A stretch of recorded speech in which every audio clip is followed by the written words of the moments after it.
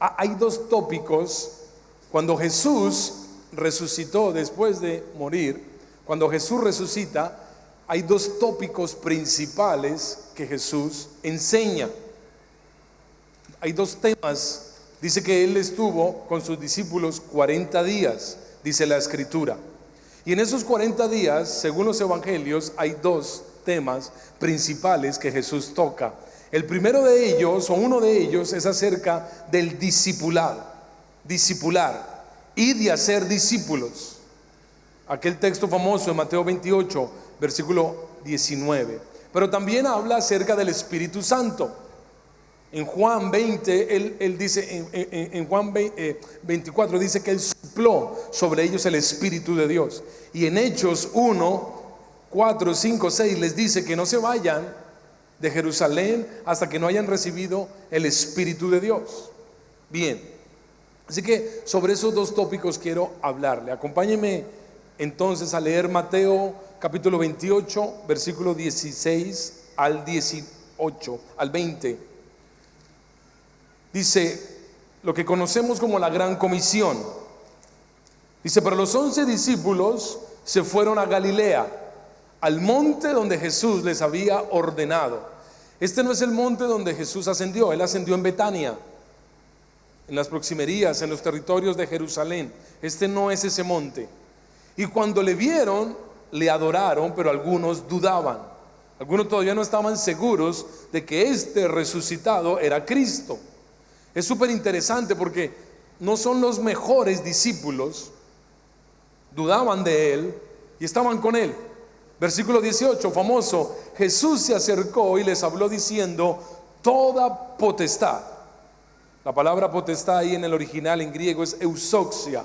Toda eusoxia me es dada en el cielo y en la tierra. Por tanto, versículo 19, por tanto, id y haced discípulos. Usted se lo sabe. Por tanto, id y haced discípulos a todas las naciones, bautizándolos en el nombre del Padre y del Hijo y del Espíritu Santo, enseñándoles que guarden todas las cosas que yo os he mandado, y he aquí yo estoy con vosotros todos los días, promesa, hasta el fin del mundo. Bien, todos los dormidos dan un fuerte amén. Aleluya. Gracias a esos dormidos. Les recordamos que hemos comenzado la sesión de la tarde. Es buen tiempo para que se organice. Todos los despiertos dan un fuerte grito y despertamos a los dormidos. Diga conmigo: gloria a Dios. Dormido, te invitamos para que te despiertes. Bien, mire, los evangelios, quiero pasar, este es un fundamento, pero quiero decirlo y rápido. Los evangelios los conocemos como los evangelios sinópticos. ¿Qué significa la palabra sinóptico, pastor? Similares. Lo mismo que decir similares, son sinópticos. Ahora, ¿en qué varían los evangelios? Porque usted y yo, que los hemos leído, el 70 al 80% de los evangelios se repiten, sobre todo Mateo, Marcos, Lucas. Juan tiene otras intención, pero sobre todo los tres primeros se repiten. Por eso son evangelios similares o evangelios sinópticos. ¿Por qué hacer tres evangelios? ¿Por qué no hacer uno solo condensado?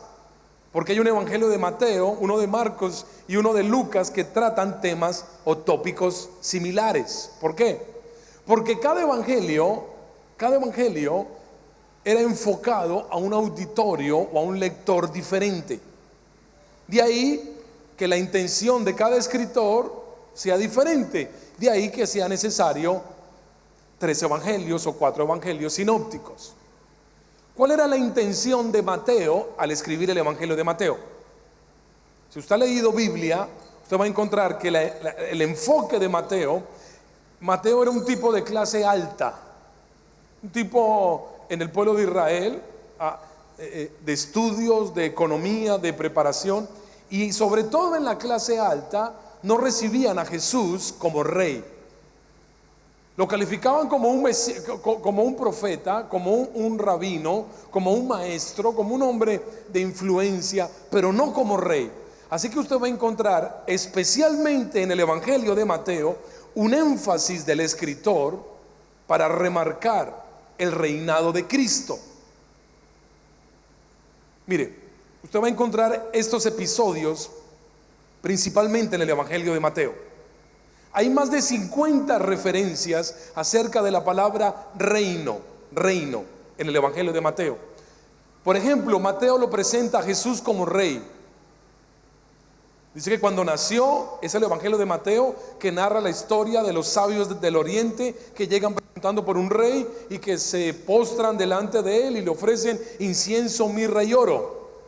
Mateo está intencionalmente describiendo episodios de Jesús y lo presenta para afirmar a Jesús como rey. Entonces, eso rápido, nació como rey, todo esto lo revela Mateo. Lo describe que vivió como rey, realizó milagros como rey.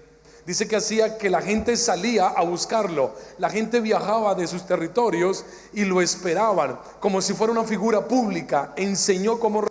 Los reyes enseñaban en lugares altos sentados. En varios episodios de Mateo se nos narra cómo Jesús enseñó como rey. Fue arrestado como rey, la guardia, fue juzgado como rey, murió como rey, sepultado como rey en una tumba nueva. Eso es lo que relata Mateo. Resucitó como rey, regresó a los cielos como rey y un día vendrá como rey. Bien, el énfasis, claro está, no es el mismo de Marcos, sino es el mismo de Lucas. Usted va a encontrar referencias una y otra vez acerca del rey. ¿Por qué es importante? Porque cuando usted lee acerca de la gran comisión, a veces sé que no es el caso de esta iglesia y sé que no es el caso de este hermoso ministerio, pero en ocasiones en nuestras iglesias he conocido que el evangelismo es como un departamento. Hay una oficina de evangelismo. No es que la iglesia se dedique al evangelismo, ¿se entiende? Sino que hay como un grupo pequeño que se dedica, y la oficina, así como está la oficina de la alabanza, o la oficina de los niños, o la oficina de otros asuntos, hay una oficina, algunas personas que se dedican al evangelismo. Pero la gran comisión originalmente no fue ese el enfoque.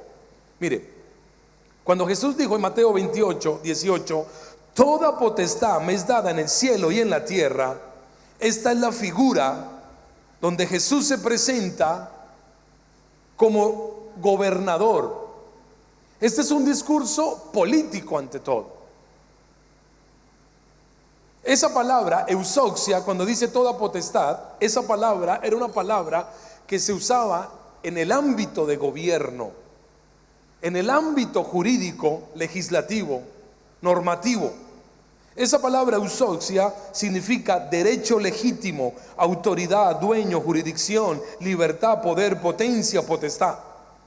Esa palabra.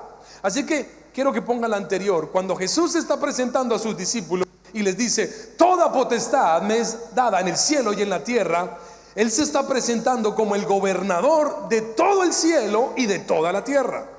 ¿Se entiende? Es como el primer discurso cuando un presidente, un gobernante gana las elecciones, se para y da su primer discurso como gobernante ya posesionado. Y entonces afirma, lanza, describe lo que será su plan de gobierno. Vale la pena aclarar, un plan de gobierno que supone resolver todos los problemas. Es lo que intenta hacer un político. Cuando ya ha ganado una elección, se para en el estrado, tiene su banda y entonces promulga su plan de gobierno,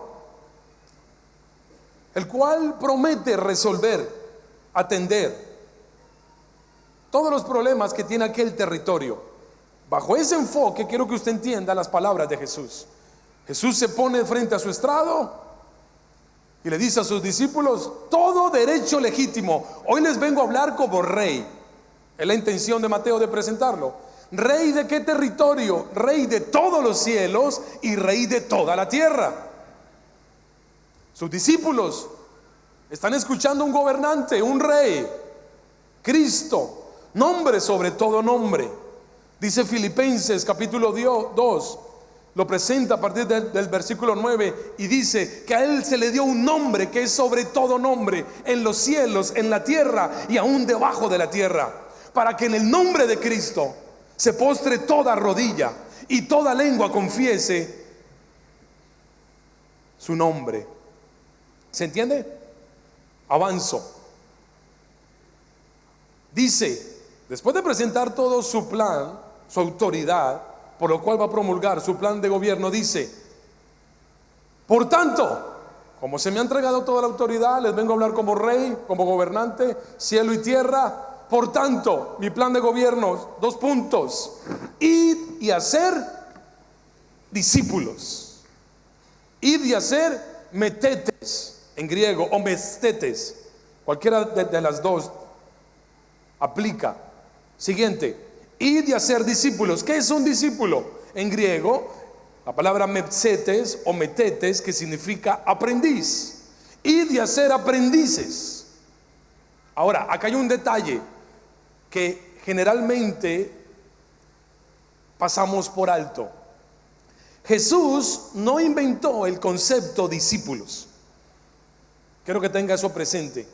Ya en la antigua Grecia, en el periodo helenístico, 300 años atrás, el apogeo de la filosofía en Grecia, había nacido el concepto metetes o metsetes. Ya este concepto era usado en la filosofía griega. Así que Jesús no lo inventó. En la Biblia no es la primera vez que aparece el concepto discípulos. Por el contrario, Jesús redefinió el concepto acerca del discípulo. Mire esto: en la cultura griega, un discípulo era un aprendiz o un estudiante. Y a veces yo escucho estudiosos de la palabra que dicen: ¿qué es un discípulo? ¿Es un estudiante o es un aprendiz? Porque la palabra literal en griego así lo dice. Ahora, ahí hay un error. ¿Qué era un aprendiz según la cultura griega? Era un estudiante. Usted pagaba a un maestro que tenía algún concepto, póngale Pitágoras, ponga Platón, ponga Aristóteles, qué sé yo, Euroclides, cualquiera de estos grandes hombres de diferentes ramas en la Grecia antigua. Y usted se acercaba a ellos y pagaba un dinero para que ellos le transfirieran un conocimiento, para que le enseñaran un hacer, algo práctico: calcular números, calcular cifras, planetas, ángulos, triángulos, pensar la mayéutica, qué sé yo. Entonces, un aprendiz era uno que un maestro le enseñaba un tipo de conocimiento específico. Pero cuando Jesús está hablando de discípulo, Jesús no se está refiriendo a ese concepto de que eso es un discípulo. Jesús está diciendo otra cosa. La misma Biblia, Jesús, cuando redefine el concepto, él mismo lo define. Mateo 10, estamos estudiando el Evangelio de Mateo. En Mateo 10, 24, 25, Jesús mismo define qué es un discípulo. Él dice: el discípulo no es más que su maestro, ni el siervo más que su señor.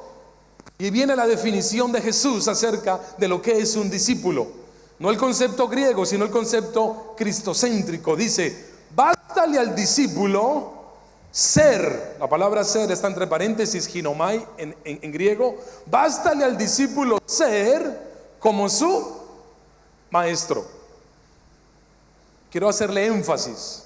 Alguien quizás lo puede leer rápidamente, pero para el concepto griego, la definición tendría que decir, no, atrás, déjenlo un segundo ahí. Bástale al discípulo hacer como su maestro. Eso es lo que decían los griegos. ¿Qué es un discípulo? Uno que hace, dígalo conmigo, uno que hace. Un poco más fuerte, uno que ¿qué? Uno que hace como su maestro. Pero cuando Jesús define el concepto o lo redefine, Jesús no dice: un discípulo es uno que hace como su maestro. Un discípulo es uno que es ser como su maestro. Estamos hablando de los dos tópicos que Jesús habló acerca del discipulado y del Espíritu Santo. Y quiero que usted vea cómo se conectan más adelante.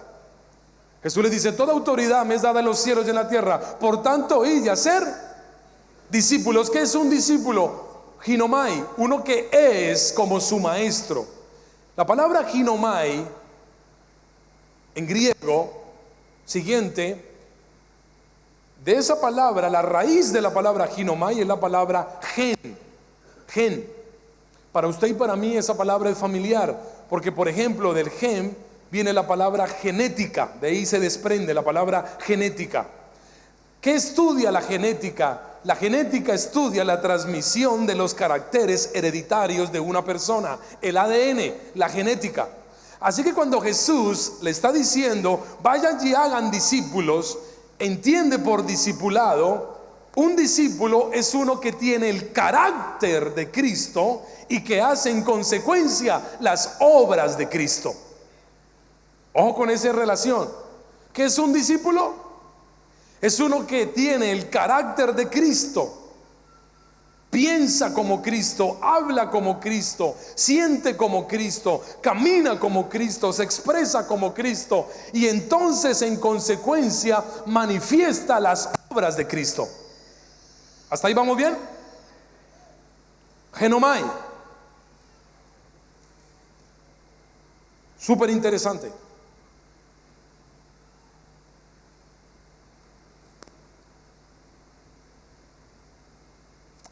La genética. Note que el discípulo no es uno que simplemente hace las obras de Cristo. Ahí mismo en Mateo, creo que no lo tengo en la diapositiva, Mateo 7, capítulo 22, le preguntan una vez a Jesús. Él afirma mejor y dice, no todo el que me dice Señor, Señor entrará en el reino de los cielos, sino el que hace la voluntad de mi Padre que está en los cielos.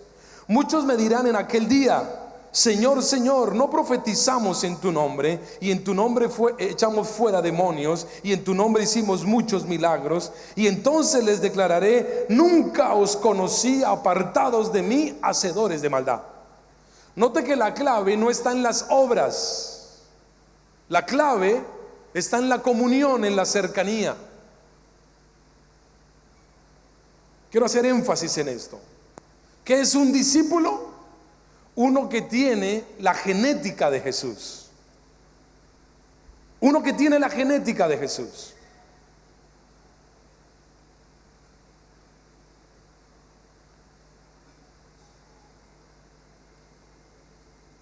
Quiero que piense esto. Esto es muy profundo y muy efectivo. Yo me quiero imaginar a Jesús como en una mesa redonda antes de venir a la tierra, planeando su venida a la tierra. Y aparte de salvar al hombre, de morir en una cruz, de recibir la justicia, la ira de Dios como vicario, como sustituto por nuestros pecados, Jesús tenía una misión y era trascender en la historia al punto de transformar la historia. Le repito, Jesús tenía una intención, si quiere ponga la siguiente. Jesús tenía la intención de trascender en la historia al punto de transformar la historia. ¿Se entiende? Entonces, está Jesús reunido, pienso yo, estoy fantaseando, y comienzan a estudiar métodos de cómo Jesús durante 3 años de ministerio pueda trascender en la historia al punto de transformar la historia. Esto es como una campaña de publicidad, una cantidad de gente pensando, bueno, ¿cómo logramos posicionar de tal manera a Jesús para que el mensaje de Jesús trascienda en la historia al punto de transformar la historia? Alguno pensó en campañas, en grandes concentraciones masivas, en estrategias de marketing, de publicidad, para posicionar el producto que era Jesús. Pero de repente Jesús mismo habla e interviene y dice, ya sé cómo, solamente en 3 años, no tengo más tiempo, solamente en 3 años de ministerio, ya sé cómo voy a trascender en la historia al punto de transformar la historia. Todos preguntan, ¿y cómo será esa estrategia? Y él dice, simple, la manera será haciendo discípulos. Un discípulo es uno que tiene la genética de Jesús. Mire, quiero decirle esto. A nosotros por años nos hemos escuchado o hemos creído o interpretado de qué consiste el Evangelio. El Evangelio es convertir a una persona en la mejor versión de sí misma. Muchos se acercan: es que usted necesita ser un mejor padre, tú necesitas ser un mejor hijo, tú necesitas convertirte en una mejor persona, dejar vicios, dejar esto, dejar aquello. Y el Evangelio te va a ayudar a sacar lo mejor de ti mismo. Bueno, lo siento defraudarlo, pero de eso no se trata el Evangelio. El Evangelio no se trata de convertirnos en la mejor versión de nosotros posible. El Evangelio se trata de todo lo contrario, de formar la versión de Cristo en ti. Que cuando te vean a ti, no vean la mejor versión tuya, que cuando te vean a ti, vean a Cristo a través de ti. En Gálatas 2:20 el apóstol Pablo dijo: con Cristo estoy juntamente crucificado, y ya no vivo yo, sino que Cristo vive en mí. Cristo vive en mí. Efesios 4:13: hasta que todos lleguemos a una sola fe, al conocimiento del Hijo de Dios, a un varón perfecto. Y añade, dice, a la plenitud, hasta que todos lleguemos a la plenitud de la estatura, a la medida de la estatura de la plenitud de Cristo. Este siempre fue el diseño original.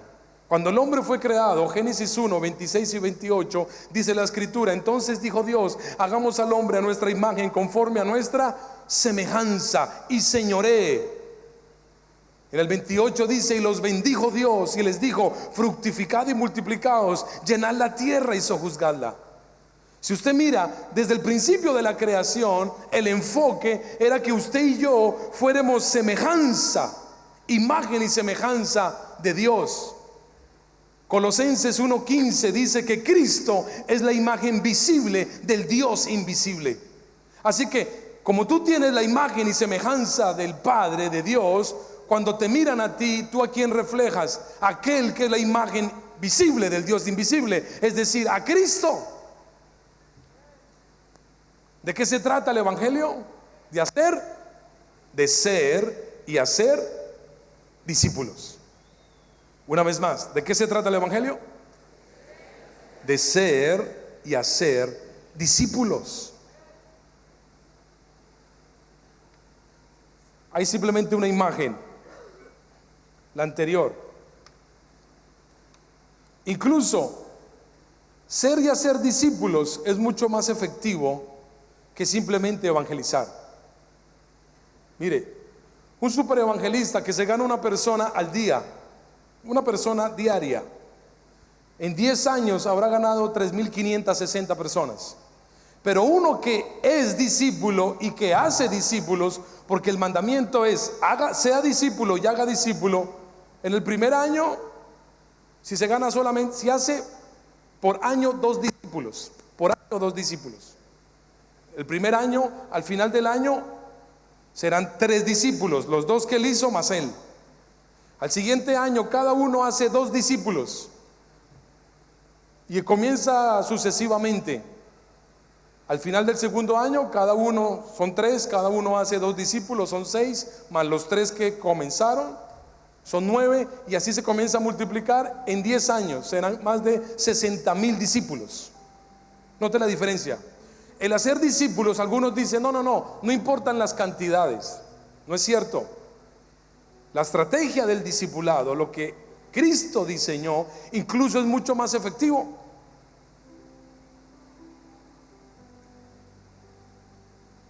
Pregunta: ¿cómo se hacen discípulos? Ya usted sabe que es un discípulo. Uno que tiene el carácter, la genética, el ADN de Cristo. ¿Sabe cómo lo definió Juan el Bautista? Juan 3:30: es necesario que Él crezca, pero que yo mengüe. Cada vez menos de mí y más de Él. Por eso el apóstol Pablo afirmó y dijo: sean imitadores de mí como yo de Cristo. La pregunta es, hagamos una primera pausa ahí: ¿cuánto de Cristo hay en ti? No me hables de dones, no me hables de obras, hablo y pregunto de carácter. ¿Cuánto de Cristo hay en ti? ¿Cuánto? Es más, los que somos esposos, quiero que si está su esposa, pregúntele a su esposa, claro está, cuando tú me ves a mí, ¿tú ves a Cristo a través de mí? Esposas, pregúntele a su esposo: amor, mi retoño, cuando tú me ves a mí, ¿tú ves a Cristo a través de mí?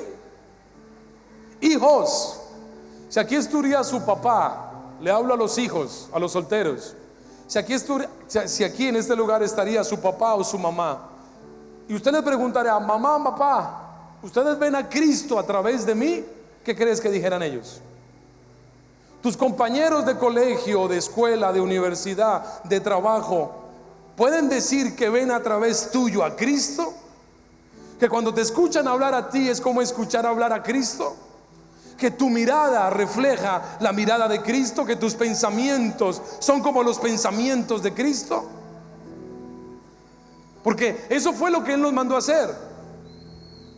Es bien curioso, porque Cristo no nos mandó a hacer iglesias, no nos mandó a hacer congresos, no nos mandó a hacer convenciones, no nos mandó a hacer radio, colegio. Y lo hablo porque nosotros en Bogotá tenemos radio, colegio, templos, iglesias, convenciones. Pero Él no nos mandó a hacer nada de eso. Él nos mandó a hacer. Ahora, la radio, la iglesia, el colegio, las convenciones, los congresos no son un fin en sí mismo. Tienen que ser un método para ser discípulos. De eso se trata. Discipulado. Saque su medidor de Cristo genética. ¿Cuánto de Cristo hay en ti? ¿Un 1%? ¿0,1%? Ahora, le quiero ser muy franco. Esto no se trata de velocidad, se trata de dirección. Te hago esta pregunta: del año pasado a este año, por lo menos, ¿la imagen de Cristo ha crecido un poco más en ti? Si de pronto tú, cuando encuentras y dices: bueno, yo no, de 1 a 10 yo creo que estoy como en 0,1 de imagen de Cristo, está bien. Ahí cualquiera quedaríamos rajados. Creo que frente a la estatura, frente a la medida de la estatura de la plenitud de Cristo, todos estamos rajados. Pero creo que la pregunta más certera es decir: de hace un año, de hace 6 meses, de hace 2 años, ¿cuánto has crecido en la estatura, en la imagen de Cristo? ¿O sigue siendo el mismo? Porque ahí sí hay un problema. Yo conozco cristianos que dicen: yo llevo 20 años en la iglesia, yo llevo 30 años de cristiano. Y cuando tú miras su vida, la verdad es que solamente llevan 1 año. Lo que pasa es que llevan 1 año repitiéndolo 20 o 30 años, el mismo año, y nunca avanzan y nunca crecen en el carácter de Cristo. El mismo chisme, la misma pereza, la misma morbosidad, la misma flojera. Mentirosos, marrulleros, llegan tarde, indecisos, impuntuales. Entonces, el mismo año, pero repetido 30 veces. No han crecido nada.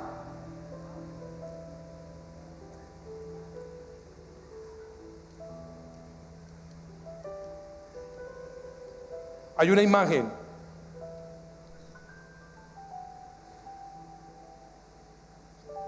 La número 25. Quiero avanzar quiero ser respetuoso con el tiempo. ¿Cuál cree usted que fue el mayor milagro de Pedro? ¿Cuál cree usted que fue el mayor milagro de Juan? ¿Cuál cree usted que fue el mayor milagro de Pablo en las historias bíblicas? Piénselo un minuto. ¿Cuál cree usted que fue el mayor milagro de Pedro? Resucitó, multiplicó, caminó sobre el agua. ¿Cuál? La 25. Entonces la 24, la anterior a esa. ¿Cuál fue el gran milagro que hizo Pedro? ¿Cuál fue el gran milagro que hizo Juan? ¿Cuál fue el gran milagro que hizo Pablo? ¿Sabes cuál es la respuesta en la escritura? No fueron las obras, fueron ellos mismos. El gran milagro de Pedro fue Pedro reflejando a Cristo. El gran milagro de Juan no fue las obras de Juan, fue Juan revelando a Cristo, Juan mismo, con el carácter, la genética de Cristo. ¿Cuál fue el gran milagro, el anterior? De Pablo, fue Pablo mismo. ¿Se entiende? Porque muchos de nosotros estamos ansiosos queriendo que Dios nos use para hacer milagros. Pero el más grande milagro no es la obra. Primero, el más grande milagro es Cristo a través de ti, formado en tu carácter, en tu forma de pensar, en tu forma de hablar, en tu forma de sentir, en tu forma de actuar. Mira, cualquier milagro, una persona que está enferma, tú puedes orar, el Espíritu te respalda y se sana. Pero ¿sabes qué? Esa persona algún día se va a volver a morir, o va a morir. Si se resucitó, un día va a volver a morir. Y si no, tarde que temprano, aquella sanidad es temporal, porque va a morir. ¿Se entiende? Pero la imagen tuya, la imagen de Cristo mejor en ti, permanecerá hasta la eternidad. Por lo tanto, el más grande milagro es que Cristo se ha formado en ti. Es que Cristo, la genética de Cristo se ha formado en ti. Ahora, dicho esto, le dije, hay dos tópicos: el discipulado. Hay muchísimo que hablar del discipulado. Le confieso, creo que es de mis temas favoritos. En la iglesia tenemos un trabajo fuerte acerca del discipulado. Es mi oración. Y mire, yo descubrí esto cuando lo entendí en la escritura. Descubrí esto. ¿Cuántos aquí oran y le dicen: Señor, discipúlame? Generalmente oramos y le decimos: Señor, úsame. Pero generalmente nunca le decimos: Señor, discipúlame. Señor, forma en mí tu carácter. Cuando eso fue lo que Cristo mandó a hacer, discípulos. Dicho esto, porque repito, hay mucho, por eso me pasé. Llegamos como en la 8 y me pasé a la 20 y pico.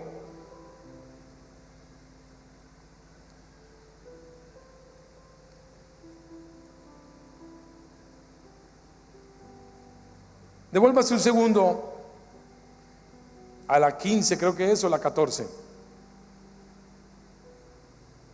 para contestar esto.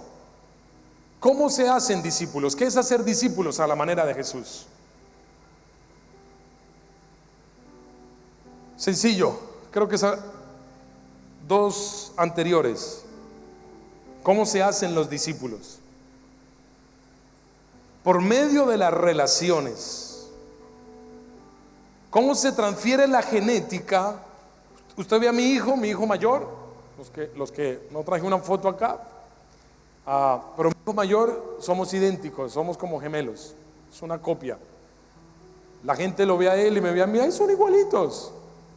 En la iglesia tenemos como un mural de fotos, y había una foto mía cuando yo era niño, como de 8 años, y yo estoy ahí tomando una fotico así, hablándole hace, no sé, 30 años.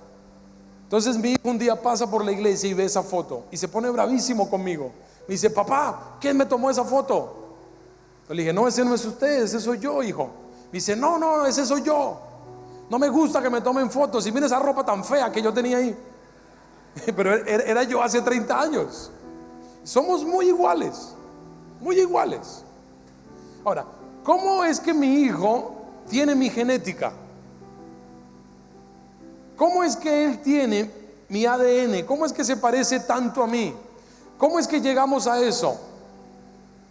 Cuando yo tuve intimidad con mi esposa, la genética, el ADN se transfirió al vientre de mi esposa, y cuando mi hijo nació, mi hijo refleja cómo soy. De la misma manera, ¿cómo se hace hoy discípulos? ¿Cómo Cristo nos enseñó a ser discípulos? A través de las relaciones. Uno se sumerge. Mire, pongo un ejemplo. Yo estoy en Colombia y quiero aprender la cultura argentina. No existe una academia que me dé sesión 1 o clase 1, nivel 2, nivel 3 para yo volverme argentino y aprender la cultura argentina. ¿Qué necesito yo para adquirir, para que se me sea transferida la genética, la cultura, el ADN, la forma de pensar de un argentino? Tengo que sumergirme, tengo que tener relación, tengo que tener intimidad. Lo más seguro es que me tengo que ir a vivir con gente argentina y pasar mucho tiempo con mujeres, con hombres, consumiendo la cultura argentina, comiendo lo que come un argentino, escuchando y hablando lo que come, habla, viendo la televisión, en fin, sumergiéndome en la cultura, porque de esa manera se me transfiere la genética. ¿Se entiende? Jesús dijo, Marcos 3, capítulo 13: después subió al monte y llamó así a los que él quiso. Esto es cuando Jesús escoge sus discípulos. Mire lo que dice: y vinieron a él. Estableció a 12 discípulos. ¿Para qué los estableció? Para que estuviesen con él. Relación, comunión, intimidad. Los llamó para estar con ellos, los llamó para pasar tiempo con ellos, para gestar. Incluso un discípulo, en los términos de Jesús bíblicos, es lo más parecido a un amigo. A un amigo. Dice, y los llamó para que estuviesen con él. Y ahí sí, luego para enviarlos a predicar y para que tuvieran autoridad para sanar enfermedades y para echar fuera demonios. Pero ¿cuál era la clave? Intimidad, genética, discipulado, genomai, tener los caracteres, el carácter de Cristo, la genética de Cristo, y en consecuencia hacer las obras de Cristo. ¿Me sigue? ¿Cómo se hace un discípulo? Por relaciones. Una vez más, ¿cómo se hacen discípulos? Una tercera vez, ¿cómo se hacen discípulos?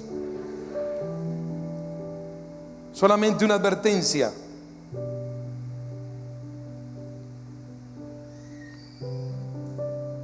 ojo, que hay gente que piensa que por simplemente ser amigo de alguien ya estás formando un discípulo.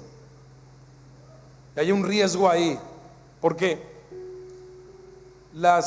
el propósito de las relaciones, que es la manera para ser discípulos, ¿por qué Dios estableció esa manera? El propósito de las relaciones es tener relaciones con propósito. Anote eso. Creo que está más adelante, cuando dice cuál es el riesgo de las relaciones. La siguiente, pasa rápido, la siguiente, ahí. La letra blanca. El propósito de las relaciones es relaciones con propósito. O sea, no es ser simplemente amigo por ser amigo. Estudie eso, no tengo tiempo para explicarlo, pero estudie eso. Ahora, este detalle de las relaciones no quiero que lo tomen poco o en vano. La genética, el carácter del hombre es conocimiento sin relaciones. Génesis capítulo 3. Génesis capítulo 3.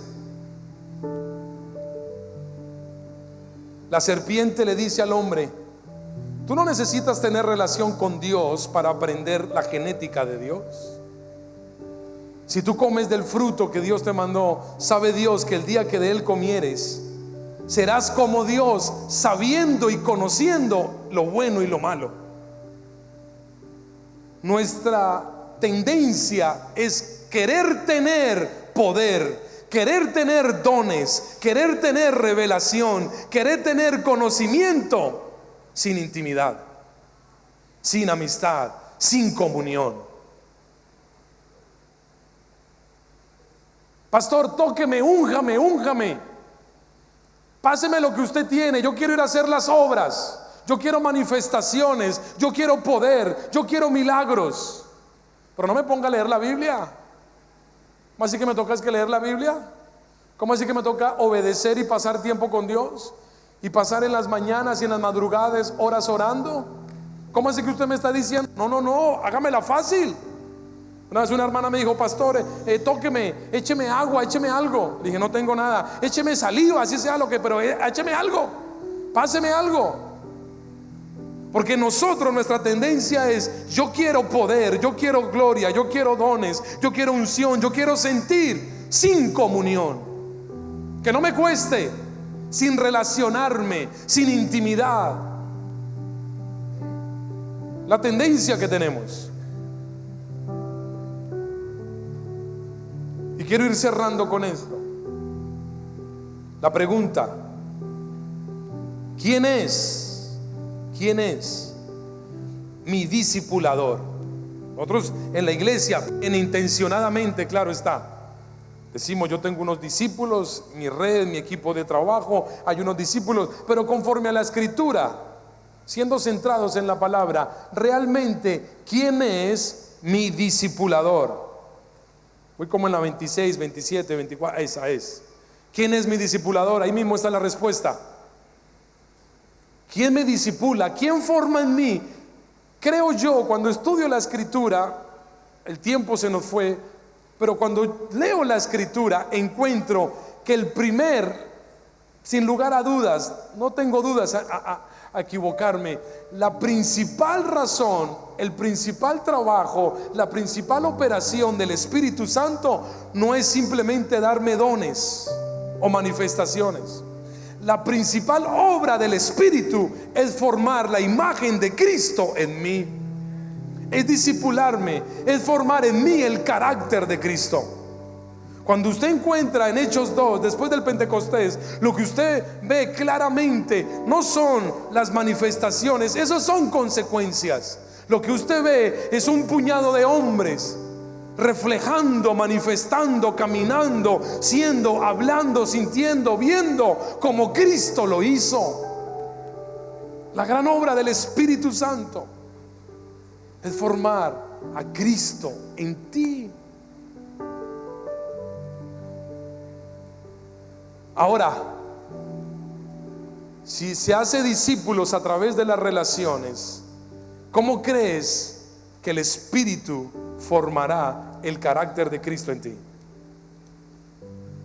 Pasando tiempo con Él, caminando con Él, en intimidad con Él, no buscándolo para que Él te use. Lo digo mejor: no pasando tiempo con Él para yo querer ser usado por Dios. Yo encuentro muchas veces, yo mismo me he confrontado muchas veces queriendo pasar tiempo con Dios para yo usar a Dios, para que yo manipular a Dios, para yo aprovecharme de Dios, para yo abusar de Dios. ¿Por qué dice eso, pastor? Porque paso mucho tiempo diciéndole: Señor, úsame, que cuando yo predique, úsame, y yo quiero que mi nombre sea conocido, y respáldame. Incluso, ojo con esto, las buenas intenciones no garantizan buenas decisiones. Tú encuentras una Sara, tenía una buena intención. Abraham está con mi sierva para tener un hijo. Una buena intención, pero una muy mala decisión. Y nosotros podemos tener buenas intenciones: Señor, es que yo quiero que me uses, pero en verdad lo que estoy buscando es usar a Dios para mi ministerio, o para mi iglesia, o para mi propósito, y no me estoy rindiendo para que Él me use como Él quiera. ¿Se entiende? ¿Se entiende?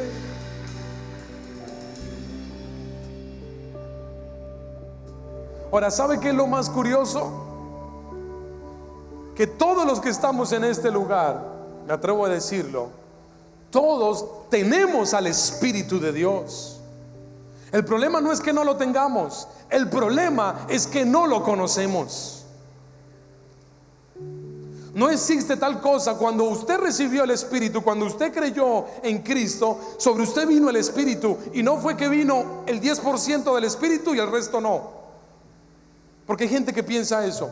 Como que tú tienes un porcentaje y en la medida que vas caminando, como que se va llenando el combustible del porcentaje de cuánto tú tienes al Espíritu. No, no, no. Tú recibiste el 100% del Espíritu. El problema no es si lo tienes o no lo tienes. El problema es que no lo conoces. Lo tenemos, pero no lo conocemos. Pasa ahí a la 28, a la 29, por ahí está esta afirmación. Lo tenemos.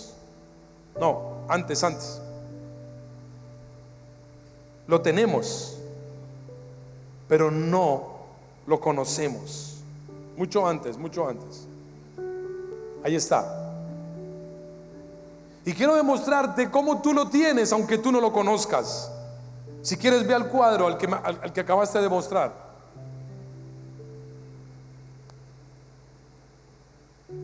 No, al cuadro. Aquí me parece a mí como la 40, esa.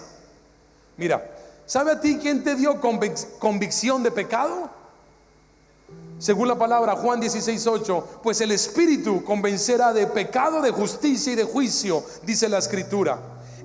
Ahí la palabra convencer, no sé cómo funciona acá, pero en mi país te llaman por teléfono: señor, que quiere una tarjeta de crédito, señor, que quiere un préstamo, y arrancan a insistirte y te insisten y te insisten y te insisten. Esa palabra de insistencia es la que dice: el Espíritu te da convicción de pecado.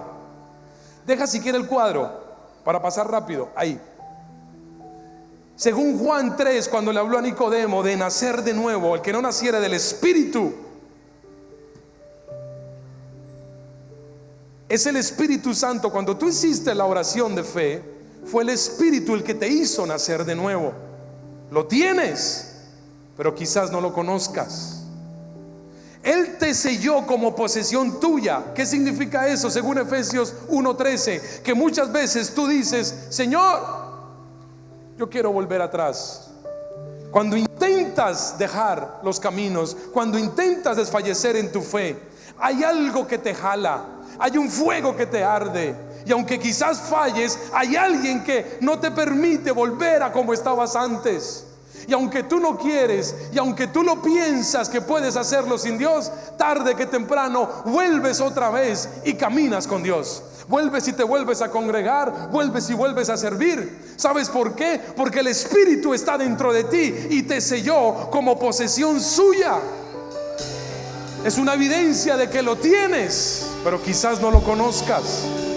Mira, Él te santifica, Él te enseña. Juan 14:26.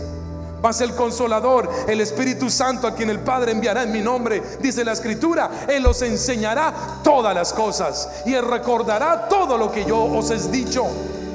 Cuando tú estás pronto en una prédica y algo viene a tu mente, dice: wow, yo nunca había visto eso. Eso no fue el predicador que te lo enseñó, es el Espíritu que está dentro de ti, que te revela todas las cosas y te enseña todas las cosas. Lo tienes. Quizás el problema es que no lo conozcas. Te guía, te ayuda en tu debilidad. No puedo más, fallas, pecas, pero el Espíritu está ahí, te vuelve a levantar, te confronta, te contrista, te quebrantas.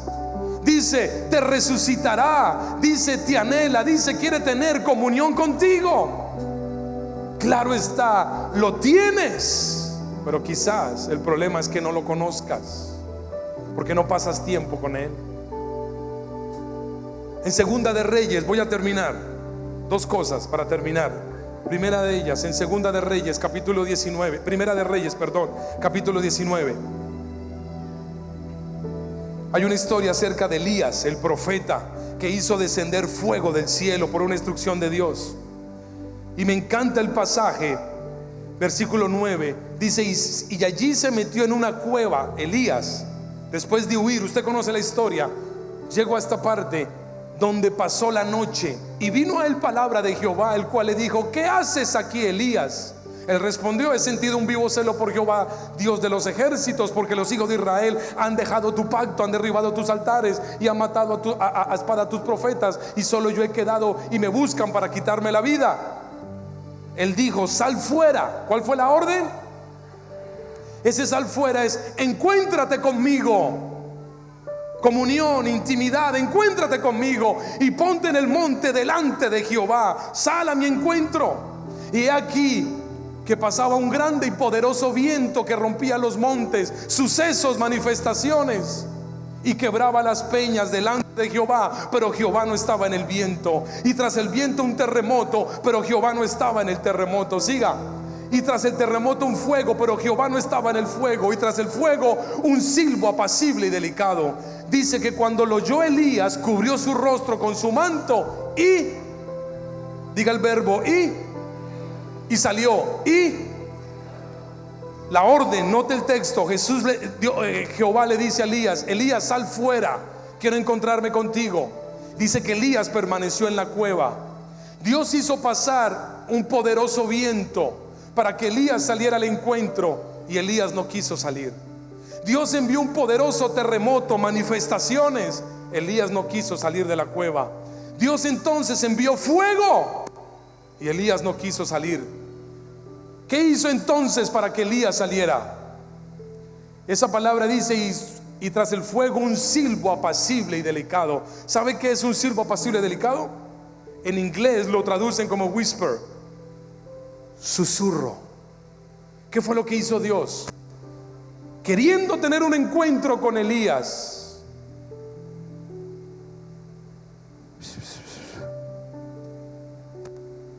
si yo le digo a alguien, le hago un susurro y lo llamo, no por el micrófono, sino que le digo: venga, le cuento algo. ¿Qué? Venga, le cuento algo. Venga, le cuento algo. ¿Me escucha lo que le quiero contar? Quédese ahí. Escucha lo que yo le estoy diciendo. ¿Me escucha? ¿Ahí me escucha?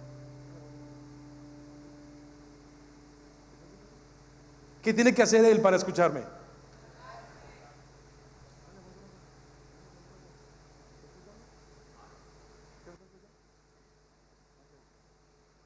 ¿Se entiende?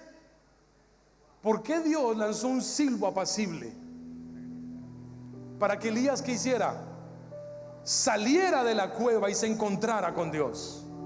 El problema de muchos de nosotros es que queremos el ruido, los destellos, el fuego, el terremoto. Pero lo que el Espíritu está buscando es intimidad en tu corazón, es intimidad contigo, es cercanía contigo,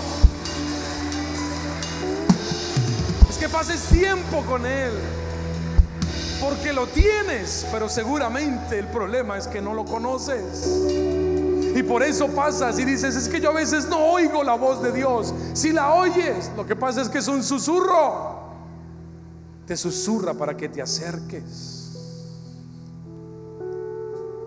Y hoy el Espíritu te está susurrando para llamarte a la intimidad con Él. ¿Para qué?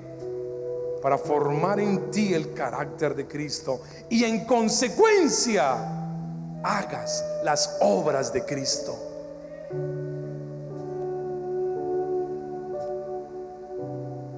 Dijo la Escritura: si has de gloriarte, no te gloríes del respaldo de Dios, no te gloríes de sus dones o sus milagros. Si alguien ha de gloriarse, gloríese en esto, en conocer a Jehová, en conocerlo en la intimidad, en pasar tiempo con Él.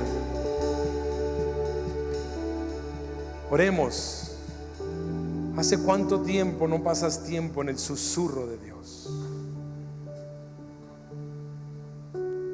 ¿Hace cuánto tiempo no pasas tiempo en la intimidad con Él? No digas que no lo tienes. Todos los que están aquí tienen el Espíritu de Dios. Te lo aseguro por la Escritura, tú lo tienes. La oración no es: Señor, dame del Espíritu. No, tú ya lo tienes. El problema no es que lo tengas o no, el problema es que no lo conoces.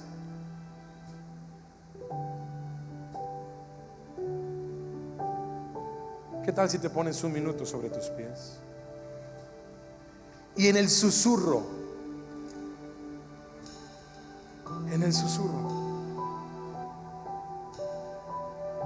un minuto con Él? Un minuto. El tiempo se fue. Un minuto en su presencia.